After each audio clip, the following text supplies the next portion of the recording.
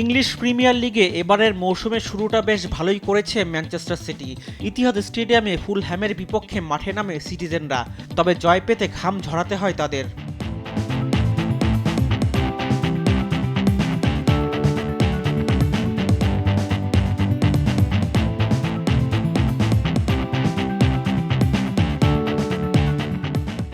Etihad স্টেডিয়ামে ২৬ মিনিটে গোল হজম করে বসে ম্যান সিটি। পেরেইরার গোলে এগিয়ে যায় ফুলহ্যাম। এরপর ৩২ মিনিটে কোভাচিচের গোলে সমতায় ফিরে বিরতিতে যায় ম্যান সিটি। বিরতির পর ৪৭ মিনিটে কোভাচিচ আবারও স্কোরশিটে নাম তুললে ২-১ ব্যবধানে লিড নেয় সিটিজেনরা।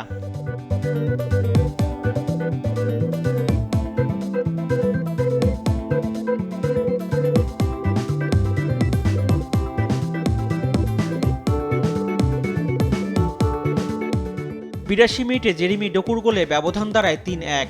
৮৮ মিনিটে ফুলহ্যাম একটি গোল শোধ করলেও পরাজয় এড়াতে পারেনি। এই জয়ে ১৭ পয়েন্ট নিয়ে টেবিলের ২-এ রয়েছে গার্দিওলার শিষ্যরা।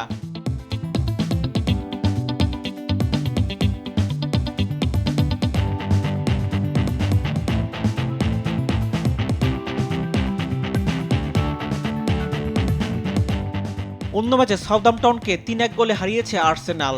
এমিরেটস স্টেডিয়ামে প্রথমার্ধ ছিল গোলশূন্য। বিরতির পর ৫৫ মিনিটে আর্সেনাল গোল হজম করে বসে। সমতায় ফিরতে সময় নেয়নি তারা। ৫৮ মিনিটে হাভার্সের গোলে ১-১ সমতায় ফেরে আর্সেনাল।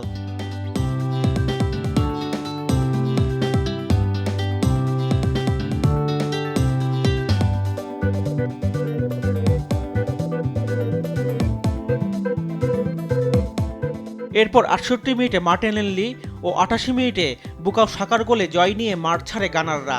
এই জয়ে ম্যান সিটির সমান ১৭ পয়েন্ট নিয়ে তৃতীয় স্থানে রয়েছে আর্সেনাল।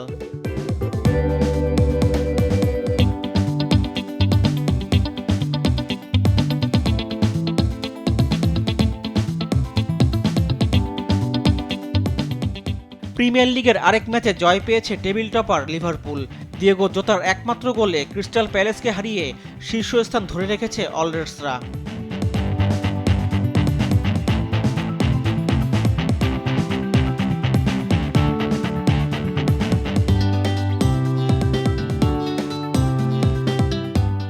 এদিকে স্প্যানিশ লা লিগায় ভিয়ারিয়ালকে ২-০ গোলে হারিয়েছে রিয়াল মাদ্রিদ।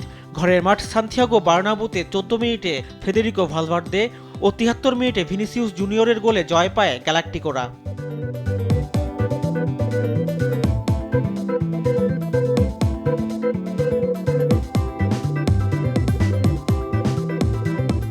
রিফাত আঞ্জুম, দেশ টিভি, স্পোর্টস ডেস্ক।